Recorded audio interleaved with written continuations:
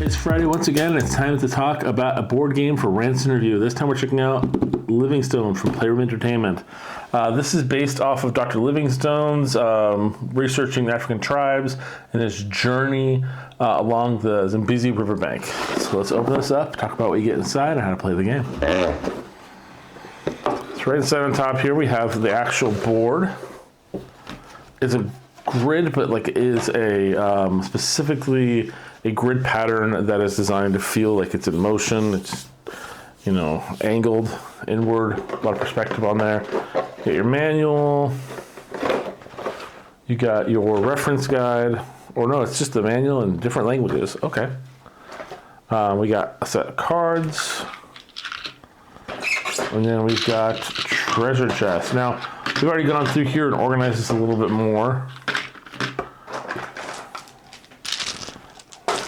But you normally build these treasure chests. You got coins, a whole bunch of dice, and then a boat. The box has a multi-insert, as you can see here, that allows the pieces to kind of be organized better. And then we had a bag, which is going to be full of gems. We'll talk a little bit more about that in a second. But yeah. All right, so we're gonna run through what it looks like to play with a 3-player game. The way the game works is you're gonna take 3 of these chests out, and you're gonna take 2 dice per player out of the game bag. The rest can go right back into the box. You place the steamboat token right here on number 1 for the first round, and then you get to just choose who's gonna go first. Now inside each box, now we've placed these, we've got a number of tents. I think that's actually, oops, 11 tents per person and a token for their value. Each player is going to put that aside.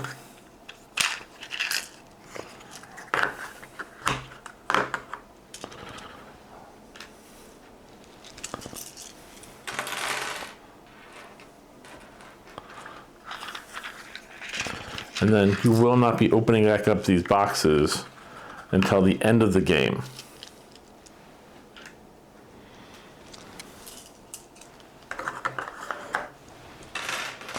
And then all players will start with a 3 value coin.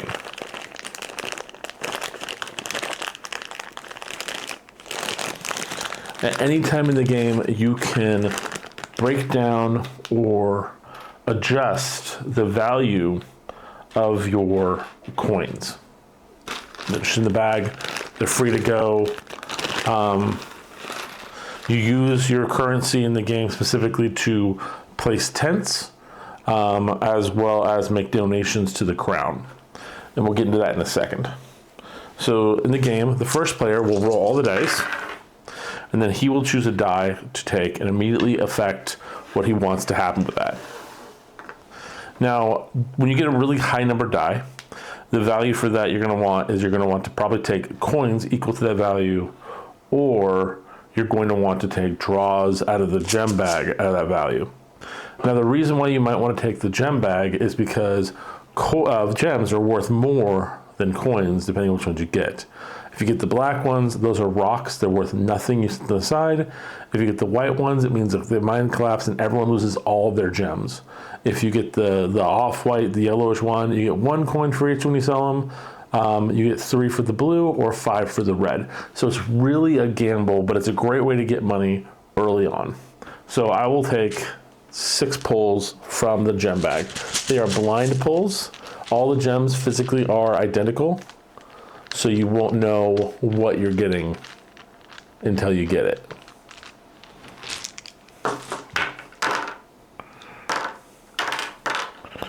So as you can see here, I didn't even pull all my gems. No, I did. I got the white one. All the rocks are pulled aside.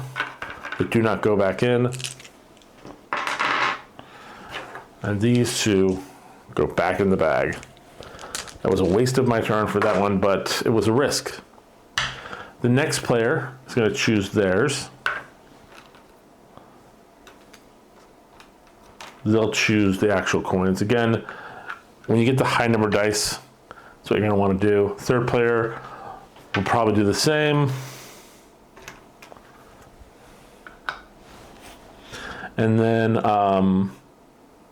once you do that, it goes back around and you get the last 3 dice. So from here, you can make choices. So to build the tent is a great way to get a victory point, and you get victory points based on the value and the place in which you put it.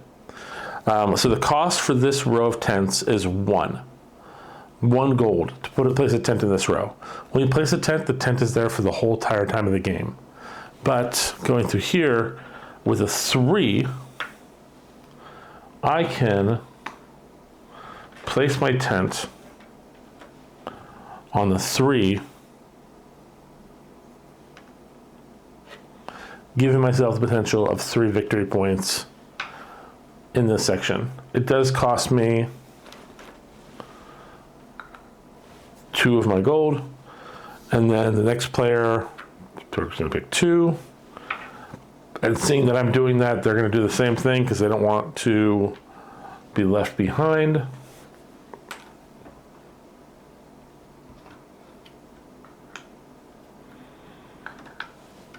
And so on and so forth.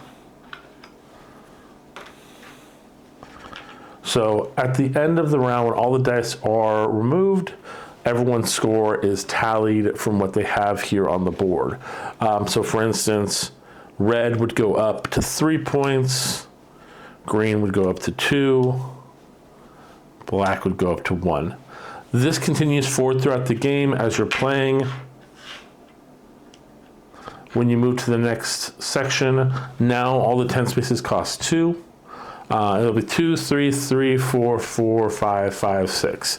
But as you're placing tents, you're basically building up your score at the end of each round to get yourself the possibility of a win. At the end of the game, the person with the most victory points clearly wins.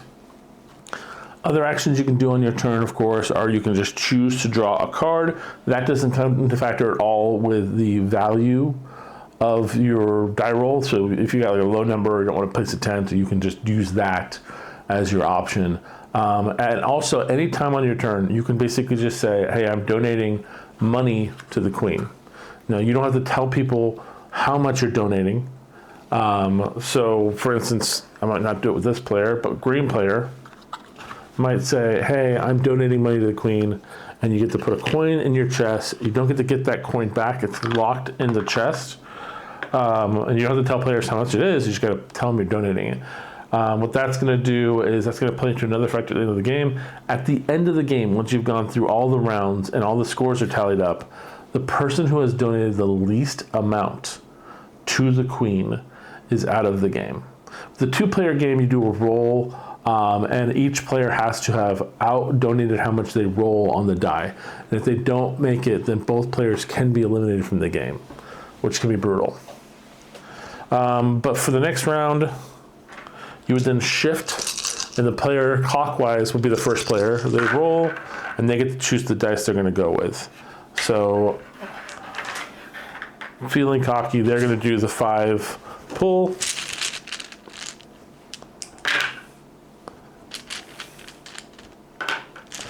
Once again, we get the clear die. So, gone. Now, other players may also have them. Once that happens, they lose their gems as well. Everyone at the table with gems loses gems. You can sell gems at any time, or you can hold on to them, and there's a reason you might want to hold on to them. So the next player will choose a card, and they'll choose, this is the one that's the reason to hang on to it.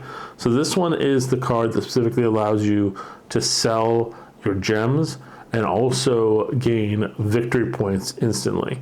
So it is less coins, but you're getting the victory points. So for instance, instead of being 5, it's 3 plus 3 victory points. And those take place instantly. When you get these cards, they actually stay in your hand. So if you can't use it now because you don't have any gems, that's fine. Just hold on to it. You can use it at any time on your turn from the collection of cards you have in your hand. You don't have to show people the cards. However, if it is a Mines Collapse card, then you do have to reserve that and resolve it as it is. As you're playing the game, you will place tents by spending money in an effort to get victory points. You can even place more than one tent per round, and you can even place more than one tent on one location. You'll score your victory points as you go through. So I'll just say hypothetically, this is the build that was done throughout the gameplay, and we'll just run through it. Once you get the score all marked up for the tents, at the end of the game you have a different tent scoring system. So each row has a different point value based on how many tents you can potentially get at the game. But the person with the most tents in the row gets the points for that row. So this one here, it's all green, so green would get 4 points. This row here is all black tents, so black's gonna get 6 points. This row here is red, they're gonna get 8 points. Now this one here is green, green gets 10 points. So here's black, black gets 12 points. So it's a pretty close game as it stands. And now before we finish, let's look to see how much was donated. Red donated 1 coin. Green donated 5. And black donated 3. So the player with the least amount of value donated gets kicked out of the game, which we read, and so the winner is black. So that's very straightforward, very fast-paced. I like to store the tents and the tokens for the counter in the boxes so you don't have to deal with that until you just hand some of their chests at the beginning of the game. But it's a pretty fun, fast-paced game. Other types of cards you can draw on your turn are this card here, which denotes that you take 2 consecutive rolls, then take both dice actions one after another. This one specifically says you can take 3 pulls from the mining bag. This card says you get to get 4 coins. This is the mine collapses where you get to draw a new card afterwards, but all the gems go away. This is an added tent next to one of the other tents. This is a place a tent free in any row. Free victory points. Move the steamboat another row. This one allows you to place a tent, but you lose a die. And so it's all pretty straightforward for all the cards. They actually have a really nice guide and so many languages that you can use to help figure out what you're supposed to do. But all in all, it's a pretty fun, pretty straightforward game. Hope you guys like this. Hope you guys pick it up for yourself, and we'll see you guys next time for our next board game.